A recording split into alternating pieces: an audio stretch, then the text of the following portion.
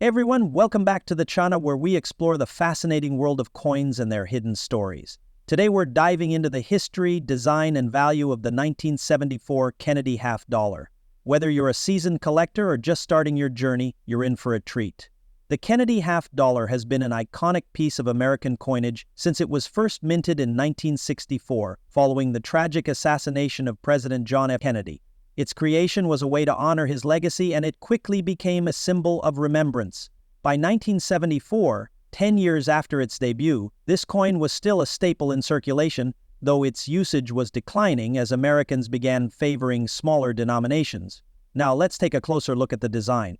On the obverse, or the front, you'll find a striking portrait of President Kennedy, designed by Gilroy Roberts. His detailed profile captures a sense of leadership and dignity. Flip it over, and the reverse features the presidential seal, with an eagle holding an olive branch and arrows. This was crafted by Frank Gasparro and represents strength and peace. Fun fact, if you look closely, you'll notice that the 1974 Kennedy half dollar does not contain any silver. Unlike its 19% silver counterparts from 1964 or the 40% silver issues from 1965 to 1970, the 1974 version was struck in a copper-nickel-clad composition. This change made the coin more economical to produce and helped preserve silver reserves. Now, let's talk numbers. The 1974 Kennedy half dollar had a massive mintage, with over 201 million coins struck at the Philadelphia Mint and 64 million at the Denver Mint. If you spot a small D mint mark right above the date, it means your coin was minted in Denver. Coins without a mint mark were minted in Philadelphia, and 50 cents as rare as there are in 50 cents as rare coins. By the way, in circulated condition, most 1974 Kennedy half dollars are worth their face value of 50 cents. Why? Because they're not rare. Millions were made, and they're still widely available. However, there are exceptions. Coins in near-perfect condition graded as MS-65 or higher can fetch $10 to $20 or more from collectors. Speaking of grading, it's all about condition. A circulated 1974 Kennedy half dollar might show signs of wear like scratches or faded details, which reduces its value to face. But an uncirculated coin with no visible blemishes? That's where collectors start to pay attention. And here's a pro tip. Keep an eye out for errors or varieties. For example, some 1974 study, obverse, where parts of the design like the lettering or profile appear doubled. These can be worth anywhere from $50 to $100 or more, depending on the severity and condition of the doubling or sewing. Should you add the 1974 Kennedy half dollar to your collection? Absolutely. It's a beautiful piece of American history and a budget-friendly way to start collecting. Plus, hunting for high-grade examples or error coins adds an element of excitement. The Kennedy half dollar is a coin steeped in history, symbolism, and American pride. It was first minted in 1964 to honor President John F. Kennedy, following his assassination on November 23, 1963. Here's a deeper dive into the historical background of the Kennedy half dollar and its significance in 1974. After Kennedy's death, there was an overwhelming desire among the American public to commemorate the 35th president. The U.S. Mint quickly moved to redesign the half-dollar coin, which had traditionally featured Benjamin Franklin since 1948, just days after Kennedy's assassination. Congress and the Treasury Department approved the redesign. The new coin was fast-tracked for production and released in March 1964, only 3 months after Kennedy's death.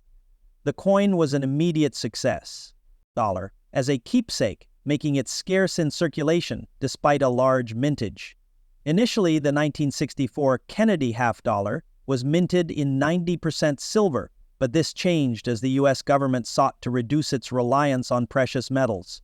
The coin's composition shifted entirely to a copper-nickel clad, which remains the standard today. By 1974, the Kennedy half dollar had already transitioned to its copper-nickel clad composition, with a core of pure copper sandwiched between layers of nickel.